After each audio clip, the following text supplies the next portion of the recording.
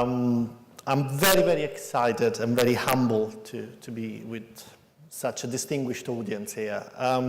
I will spend the next 45 minutes, although the clock says something else, a little bit less, in sharing my experience of 3 decades of using technologies mashed up with business to transform industries or create new ones.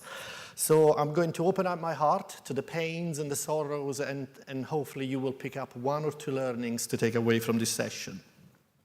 In good Hollywood style, I lived in Hollywood, and now I'm not too far from it. I want to open up with a reference to a movie, because this is the graveyard session, the after lunch. It's when tummies are full, brains are switched off, coffees hopefully will keep you awake.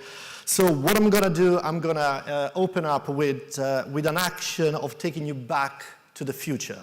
And please, if you have a JVC GRC1U, which is what Mike Fox is holding in his hands here, or a Windows mobile phone, which is what Chris Lloyd was holding at the time, keep it. It is. Is it not? Maybe not. Maybe it's a prototype of a Windows phone. Keep it at hand, because hopefully you can snap 1 or 2 of the slides as we move forward. So let's go back to the future and ask a question. Hands up who was here in Brisbane 20 years ago, nearly to this date. Anyone was here in Brisbane? Magic. You guys were witnessing the beginning of the digital revolution.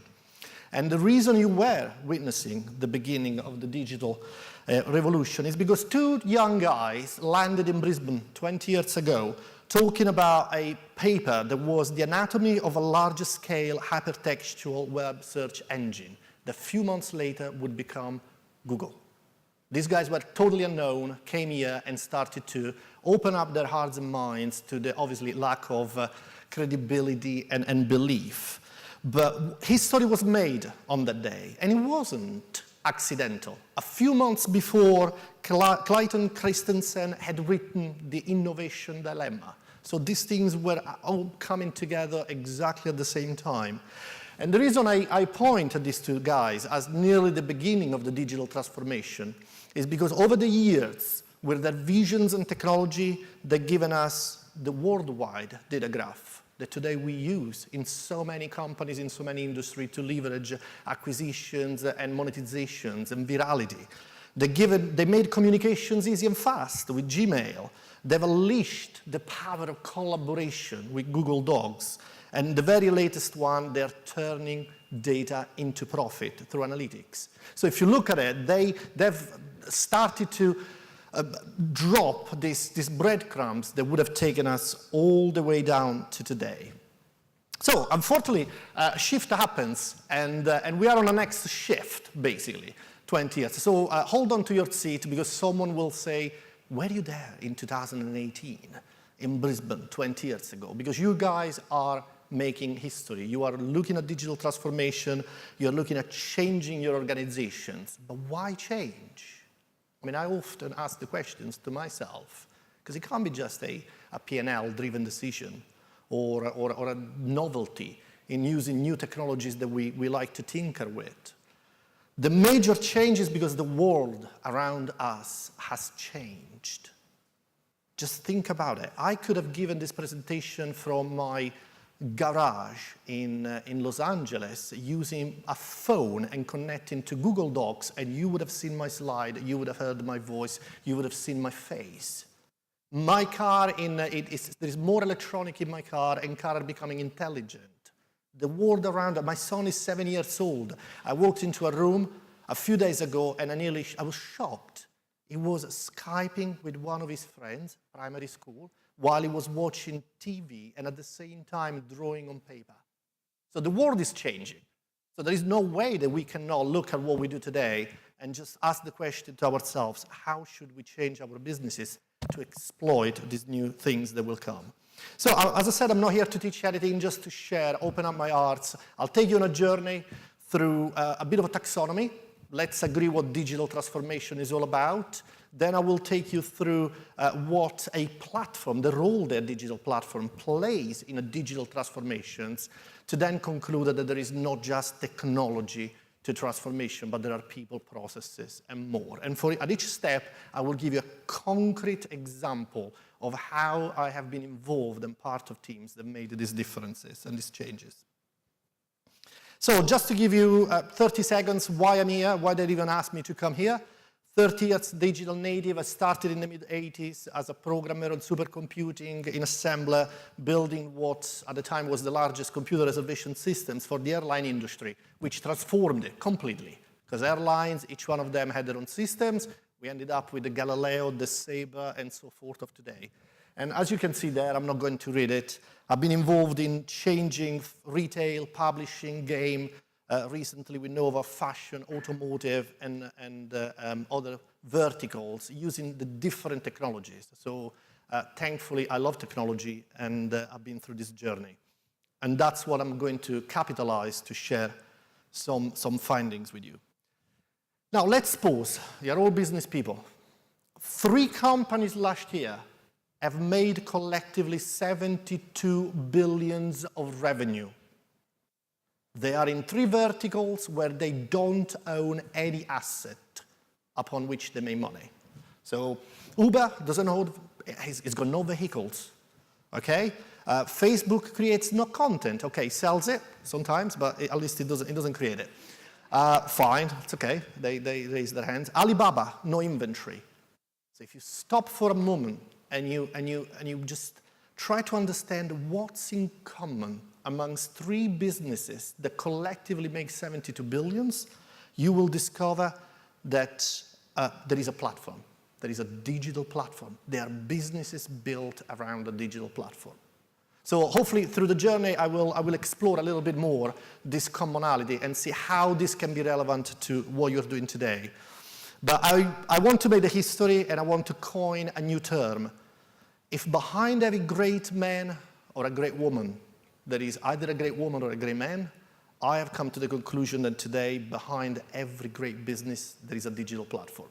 So let's ponder about it. Technology has, of course, been in existence for many, many years. But what's the difference between technology evolution and digital transformation? It's exactly the difference between the left and the right picture. The left picture is an electric car. And for probably 15 or 20 years, those companies have been optimizing the capabilities of the battery or anything else to make the car go from A to B. But not much of the core business was disrupted. The car was built in the same way. It had the same parts. It functioned in the same way. You still use a steering gear. You need a driver and so forth. The right-hand side is the child of digital transformation. Because as an autonomous car, it blends together artificial intelligence, digital networks, cloud, automation, IoT, to provide a service that's completely innovative. You are not driving it. There is probably half of the maintenance that you need. It probably knocks on your door and comes up when you want it to. You can share it with somebody else. So that's the difference between evolution and a digital transformation. Imagine the impact on cars manufacturers as you move from left to right. And all this disruption of the core, it's been caused by the garage. That is the lean startup. That is what has changed the world as we know it today, nothing else. And there is one characteristic that I invite you to find in that picture. Anyone that wants to give it a guess, why that is the lean startup? Okay, I'll give you the clue. I know it's the graveyard session, I get it.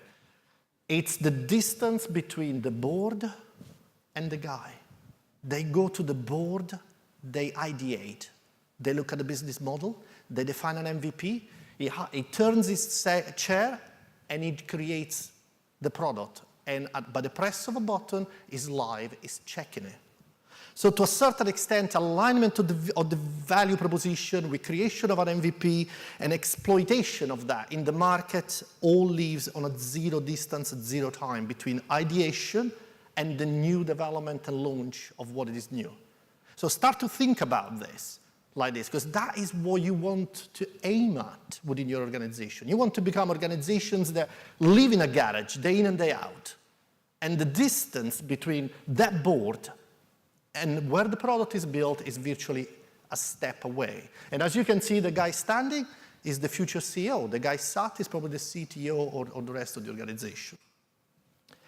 And all companies have started like this, but then after a few years, unfortunately, they become a ball of mud. What happens is that you start as a lean startup, but then you start to add functions to your core business. And all of a sudden, a few years later, and this is happening to the Facebook as well, this is happening to established organization, that your core business is a ball of mud. And it's very, very difficult to unbundle. It's very difficult to extend. It's very difficult to innovate. In fact, it costs just a lot of money to change anything. And I'm sure if I look around here, that's what people know. Then they say, yeah, it's so difficult. It's about what do I do with main IT, legacy, and so forth. And I want to give you one more learning that I've had over this period, which is the only way to move forward, so digital transformation, is all about unbundling this core. So if you think about it and say, I'm on a digital transformation, what on earth am I doing? That is probably your main day-to-day exercise, unbundling what you have bundled over a number of years in order to give it a new life in terms of composability and agility, to create new value propositions that you can exploit. And the unbundling, the core innovation and the unbundling is achieved through digital transformation. So my conclusion is this is what is the best definition. So digital transformation is a new science of organization. That's fundamentally what it has proved to be, which completely revolutionizes the industries and the enterprises within your work. So if you think that what you are today, you are going to be tomorrow, you have to seriously reconsider it because you are looking at reinventing yourself. To a certain extent, think about it. Participants in the equation of any industries today have got virtually no barriers of entry. I can go out of this room, and if I have an idea, I can make it happen within days. And that can be anything, from anything involved with consumer goods all the way up to a pure digital product. So that's how, as leaders, we have to think about it. Barriers of entries is probably something that's been relegated into books of corporate strategy of the 80s and the 90s. Today, those barriers of entry and the sustainability of the core value and core proposition is something that you have to work with and work for on a day-to-day basis. Digital transformation is incredible because it touches three things. It fundamentally changes your assets from physical to digital. You go from atom to bits. It doesn't matter what it is. The value is going to go into the bits of the part of your organization, whether it's information, whether it's the value product itself. So start to think about it. What can be transformed and exploited in terms of bits that today you do physically, you do manually. It's an intensive process. The middle one is the one that excites me the most. We have spent 50 or 60 years redesigning business processes through ops management, but none of the systems, unless you had someone with a white, long suit and a pen and a paper, was able to look at these business processes, understand the bottlenecks, re-engineer the business processes, reshape the organization. You had to do it manually. You had to bring people into a room and do it. You had to have a COO spending days around this. Today, the majority of the business processes in organizations that are platform-based are self-learning. They know when they're doing well, they know when they're not doing well, and they self-adjust by introducing new players, introducing new filters, or adding value to what the platform produces. So think about it on this one, what it means when we say we have to redesign the processes of our organization, because they're self-learning. And obviously, the last part which is touched by digital transformation is the entire value chain, from the supply chain all the way down to the customer on the other side. So I want to conclude in terms of digital transformation and getting on the same page before I move into the platform and the role, by saying one thing. Digital transformation, this is my experience, having been involved with the companies addressing this strategic topic, takes time in spite of anything else. So yes, we are agile. Yes, we have to have 2 weeks sprint and delivery. Yes, we work in cross-functional team. Yes, whatever, but just to get your heads around and understand what on earth it means to go on a digital transformation for me and place an organization in motion, it takes time. So please don't sit on it, start to act. The second one, I think it was just mentioned before I got on stage, the signals will be clear and loud. Your level of growth of the incumbents will start to level off and start to tip way before you even understand what to do. So watch for these signals. They're always very clear and loud signals that you are being under attack in your space, in your domain. And the last one is the Titanic's lesson. Let's learn it. Icebergs can't be avoided. So digital transformation is coming. And it's up to us as a leaders whether we want to, if you do, continue to play on the deck of the Titanic, even when it goes down, or try to do something before. Because there will be no industry whatsoever that is not going to be affected significantly by digital transformation. So learning, let's get into a practical example. As I said, enterprise must reinvent themselves into business processes. And this is a real example of a company. I used to be the CTO before, Nova. We used to provide a software as a system, cloud-based platform for photorealistic visualizations of consumer goods. So we know, and you know, if you work in this space, that one of the main painful problems between offline and online businesses is to have digital assets to drive engagements on social channels, on internet, on e-commerce of goods, of hard goods.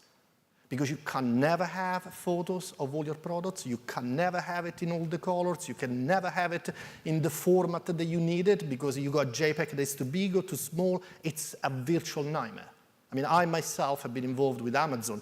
At the heart of this business, Amazon itself is struggling.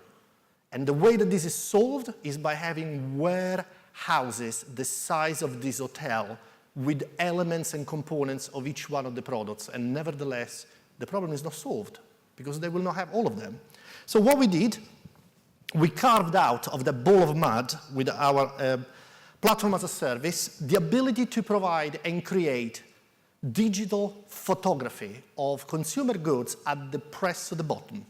So first and foremost, we started to say, no, the way you create digital imagery is not that the marketeer or the merchandiser has to go to the technical designer that is using Maya in this complex tool and try to drive a new image that gets emailed to an email address. No, I'm the marketeer. I decide which color I want the image. I decide under which lighting. I decide how many positions and everything else I want. And it has to be simple. I have to be able to use it as a marketeer, not a technical designer. So what we did, we provided this platform, and one of the things that we carved in businesses was the ability to absolutely drive imagery. So they were able to place this image into a scene. They were able to choose lighting like a photographer would choose. So no need for technologists. A photographer in this room, you could have done it. You place it, you know where the lights go to create, and then what you do? You take a shot of the image, and you create as many shots as you want with as many lights in as many positions, and guess what? At what cost? Zero. Before to do this, you had to call the photographer. You had to have all the products. You had to set up all the lights. And still you didn't have everything you wanted. I've seen so many people say, damn, I wish it was a little bit more on the left or on the right. And then you drive imagery. And you say, as many images as I want, because I have e-commerce, because I have social channels, because I have Twitter, because I have the catalog, because I have the shelf in the high street. So that is one example of carving an industry that today is unable to reshape in terms of business processes, technologies, tools, and giving them the ability to the real end user, the photographer, the ability to drive imagery at volume at zero cost, thanks to a platform. So that is a new way of doing that. So let's get into the digital platform and understand what a digital platform is. A digital platform is basically an element that harnesses within your business the power of the network effects. What that means is that all the users in all the different business units, remember the survey? Business unit is top #1 problem for digital transformation. Because we don't talk with each other. Marketing doesn't talk to merchandising. Merchandising doesn't talk to supply chain. Supply chain, God forgive, goes close to product design. A platform takes those barriers down by basically decoupling the assets from the value that they potentially can create for each end user within the enterprise, and enabling them to take value and advantage of this by the sheer volume of people using the platform. What I mean is Uber, the network effect of Uber and the value that gives to me is the fact that if I use Uber, there will be someone giving me a service on the other side. And if I use it, more people will be using it. So there will be more drivers available. And that is exponential, it's not linear. So everyone gets advantage from the use. And that's what a platform does. One of the things that I would like to also introduce with the platform is the fact that it transforms business pipelines. This is so important. Today, business is very linear. You do design, you produce, then you do merchandising, then you do marketing, and you will see in the real example how the platform takes these barriers down and what we have done in the space. As we know, it takes advantage of the free, perfect, and instant. So the moment that you've digitized it, the product is, or the service is free, is perfect. You can make another copy at zero risk that is different from the previous one, and it's instantly deliverable anywhere in the planet. So very much, I would say that one more thing I want you to take away is the third point, is there is a new revolution that's coming in the space of digital platform, which is called the Fab Labs, which is not fab in having fun, but fabrication labs. These are growing by the number every day, and they basically are ecosystems, self-contained, self-sufficient across the whole value chain that enable people to go into these places and go from design to production of new product using local material. So imagine what is going to be the next revolution, where people will be able to self-sufficiently design, customize, produce, and sell products locally of any kind. So this is happening today, and I suggest you guys to go and have a look at it because it's quite an interesting movement. So a few characteristics to be aware of the digital platform that I found extremely important as I was working in different industries and in different verticals. Giant of the industrial era created their value on the supply demand. So they were scaling on supply. They were able to build more at less cost. They were able to build a large volume and distribute in the most efficient way. The new giant of the digital era do exactly the opposite. They've turned the model on its head. It's all driven by scaling the demand. Any of you that has been in front of a VC, and I've had the honor or the pain to be in front of VCs, what VCs want to know is how efficiently do you build a service? How cost effective? What is the cost of goods? They couldn't give a glorified toss about these things. What a VC will ask you is, how long will it take you before you reach 1 million of people? And how long will it take you to reach 10 millions of people with this service? Great, here is the money, go. You are disrupting the industry. So what that means is that for you guys incumbents, you have to start to think about, if I am going on a digital transformation and I'm using a platform, one of the things I can leverage through the network effect of the platform is to become externalized in my view. So as I think a new product or a new service, think about how the product or service will scale through demand, not through supply. Very, very important. And the last one is the platform through the network effects gives an extreme lock-in. Look how difficult it is if you're on Facebook to go somewhere else. If you use Uber, you'll never use Lyft, and so forth. So something to think about it.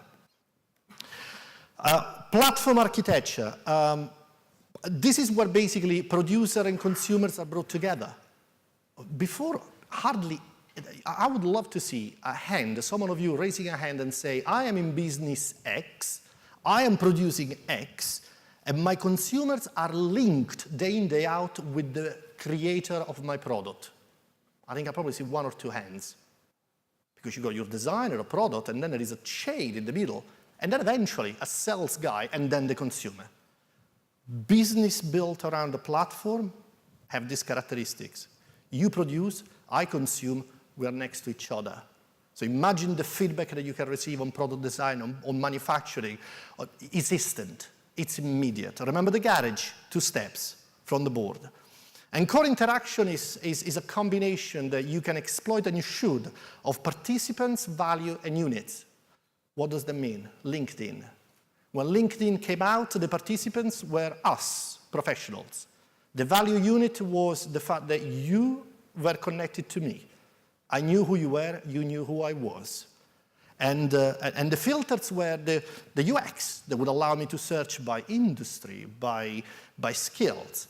Just by changing one of these equations, changing, say, the value unit, you no longer display who you are, but you can add a post.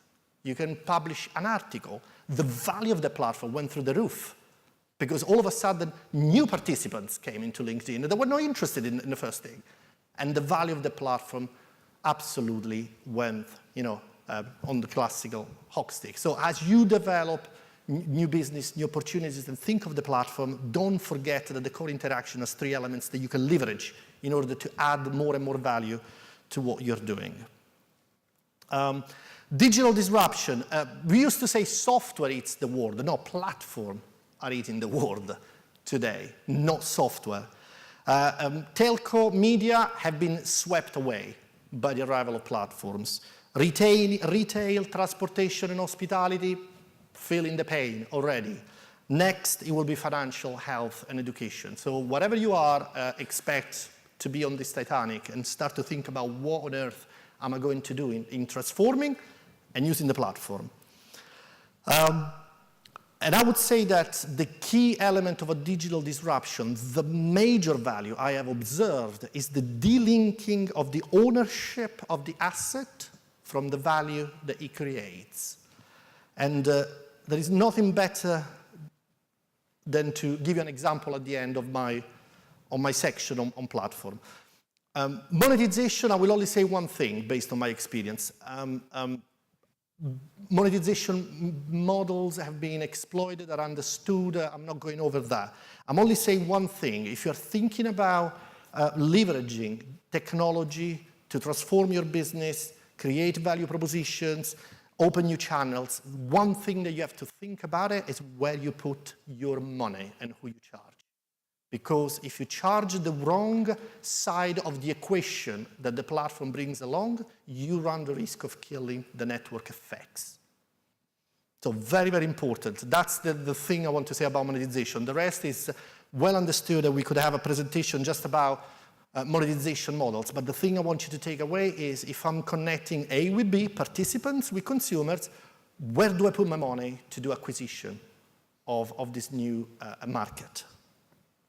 Openness, very much of a second call. Think about it. Facebook, Uber, Twitter, none of them was born with APIs available to do anything. You just had a UX, UI. Then all of a sudden, opening this platform gave them access to 3 new participants. Remember the equation. If I add the participants, I add value to my platform. Sponsors, developers, people started to develop all sorts of things that Facebook never thought about it at the beginning. And users. I'm a user of Facebook. I want to do something. So as you do this, as you create a new business and exploit, think about an API or an openness strategy, because that is another opportunity that you could have to exploit. Governance, Facebook. How important it is to make sure that you have a sense of what's going on in your platform, because it's the only way that gives you credibility. And remember, with the millennial and in the digital world, if you lose credibility, you lose the business. They will never, ever come back to you. So you have to be very, very careful how you apply concepts of governance. So I promised you an example about this delinking of value. What does it mean, delinking value, asset from value, and creating more? Well, this is another piece of work that we've done for a very swished company based in the US that produces a lot of nice things that makes you feeling a super sport guy. So they were in the top end in terms of production. They were designing their products and they had physical samples. They had merchandising these products and their physical sample and so forth. So linear. We arrived with a platform and we basically said to these guys, the asset that you are building, apparel, shoe, whatever, delink the asset from the value that it creates to each one of the units and allow all the units to collaborate in real time around the creation of these products. Remember, business unit are a silo? We said, kill this silo. So by introducing a platform, we converted their operating model to the one that you can see below. First and foremost, we killed the need for physical sample. And anyone in this room that knows what it means to rely on a physical sample to drive a product knows the costs, the pain, and the process that you have to go through. So virtual, digital. And the second one is design, merchandising, and go-to-market in this company today work together from day one, each one of them to drive value in what they're there for, but using the same asset, they mature and evolves as the designer complete what they're doing. What that means is, if a merchandiser had to wait 2 months before he had any idea of what the product was, today, within days, from the designer projected the intent, the whole company is already working around the new product and making decision and say, not the color, only the color, not the form. It's a revolution. Just to give you an idea, we have halved from 96 weeks of product development, beginning to end, of a new product to less than 45, just to get a sense of what it means when you do that. So delink the value from what the use is. And just to give you an example, that's what was happening. So as the designer were working and creating different design, the merchandiser was picking up these assets and creating its advertising. And the go-to-market was using these assets for everything else. And because of the platform, changes were reflected in real time in all of these assets. So if I, as a designer, change the color, this change would be immediately proliferated across all the different business units at the touch of a button. Just think about if you can do that in your industry today or in your company. Only a few minutes. So land and expand is very critical in digital transformation. So when you talk to your CEO and everything else, absolutely crystal clear that you know where you land. Is it design? Is it marketing? Is it merchandising? Is it commerce? Is it supply chain? You have to pick one of those. Today I've seen CEOs staring in the eyes at me and other people saying, oh my God, company X came in, did 3 months of study on digital transformation. All I have left is 350 PowerPoint slides. I have no idea where to start from. It's a menu. It's a menu. I mean, I just open it up. What do I pick? A starter and a main course. So very, very important to give them a landing spot. And we have experience, I have experience in giving landing spots, different landing spots to different organizations. Omnichannel. Omnichannel, take away this. It doesn't mean I'm on mobile, I'm on tablets, and I am on PC. No, omnichannel means exactly the opposite. It means to be channel agnostic. It means that the service that you have created, that you can deliver, it's foolproof, is resilient for the next device, channel, technology that comes next. So when I hear people say, we got mobile, we got a mobile application, I say, yeah, great. And what if next is AR and VR? What do you do? Oh, well, we start all over again. We need new assets, we need new tool chain, we need new workflows. That it's not omnichannel. Omnichannel is the answer of the person that says, well, minimal effort. Tool chain stays the same, workflows work, it's only an issue of optimization through the environment. So please take away omnichannel is all about channel agnostic. Digital design, my experience is that if you land on digital design, you absolutely, what digital design is all about, projecting intent as early as possible. That's what it enables you to do. And also enables you to have feedback of the rest of the organization back into product design and even the consumer. So be prepared if you develop something like you land on the spot of digital design to have the customer as a co-designer. I have been in organizations where today the customers co-design the product. So digitally transforming, you may decide to transform your business, pick a design, introduce a platform, and transform absolutely the way that you design your products today. Digital product development, embrace the digital twin, the example I gave you before. Just a few numbers. We've observed 50% reduction of time to market for people that have embraced platform and digital twin in the consumer goods. I'm talking about people that produce physical items, ultimately. 45% to 50% reduction inventory. Inventory is no longer an argument. Why do you need an inventory? Of course you have it. You just need a couple of samples to make sure that it's a verification and validation of all the hypotheses that you made, not a decision-making step by step. It's a revolution. And 55% increase through automation. So use the digital twin in order, and the platform.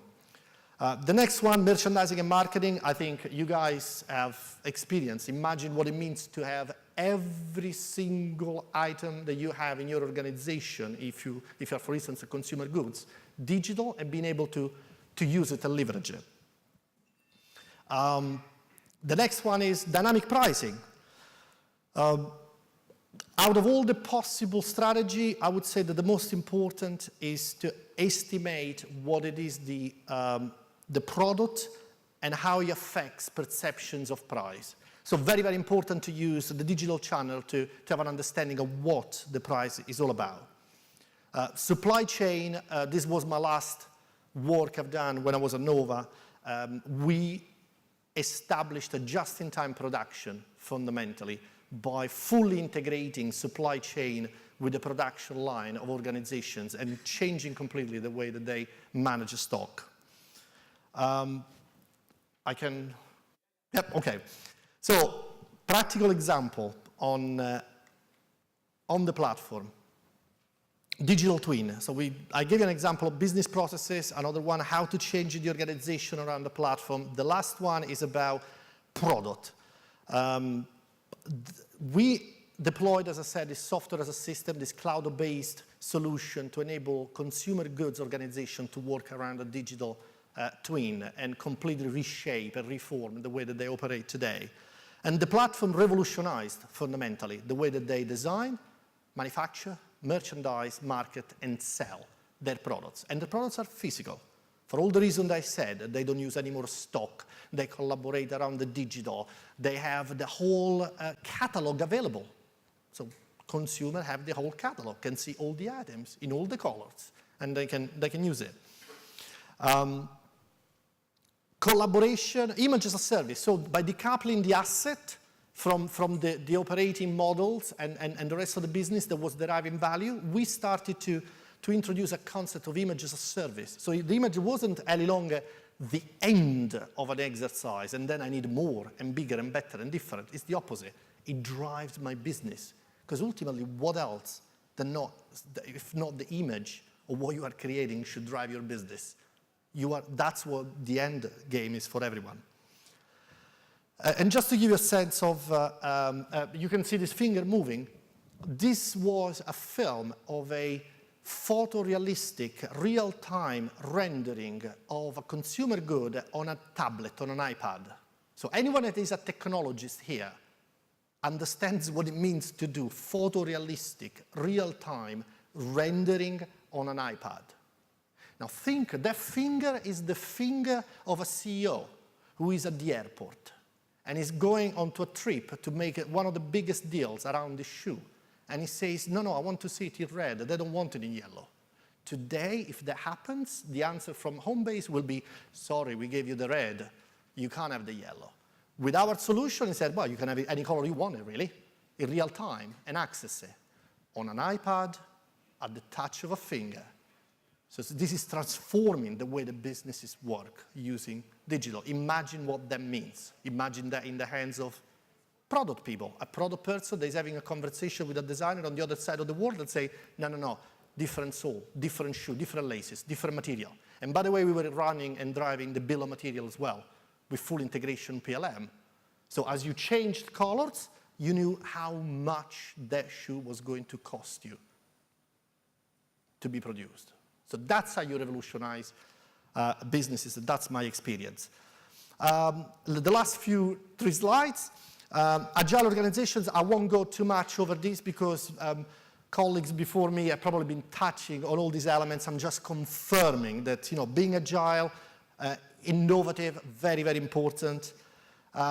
Digital natives, I would say stop for a second here, and if you want to attract digital natives, become the new Pixar or the new DreamWorks. You have to tell a story to these guys if you want them on board, because they are attracted by stories, by adventure, by exploitation. Looking at a CV, showing them a product, giving them a pay rank or the benefits list doesn't work. And that's my experience. Oh, I apologize. That's my experience working for only with these people. I mean, I'm surrounded by talented kids at Riot Games, less than half my age. And I know how these guys come on board, and I'm stimulated.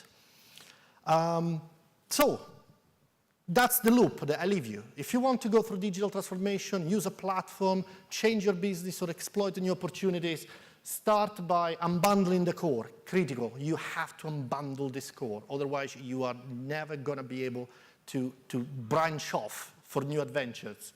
Land and expand, important. You have to have a place where you land within the business model. It has to be. Don't go for the 3 years plan, we are changing the company. It doesn't mean anything. No one is not sustainable. Be milestone driven. That's how you are agile. The difference between a big enterprise and a startup is the fact that the startup is milestone driven, agile, pivot or continue based on results that come back from the market. And invite talent. Now, I know I've been rushing for the last minute. The last one is this. I opened up with, I'm going to take you back to the future, 20 years ago, and I really hope that today you guys go away and are excited, are inspired. But in 2 days, you will go back to your home, you will go back to your families, you will go to bed to wake up the day after and go to work. And I encourage you to think about it. Will you take the blue pill when you go to bed in 2 days and still be dealing with the legacy systems, with the integration nightmares, with the inability to innovate fast, with the fear of new agile competitors, because you haven't made the most of being amongst these people that we can learn from each other? Or will you take the red pill and embrace composite application? Embrace concepts of worldwide application development, no World Wide Web, application development, agile enterprise. So I hope that you will find this event as informative and exciting as I'm finding it, and I definitely know which pill I have been taking for the past 30 years. Thank you. Well,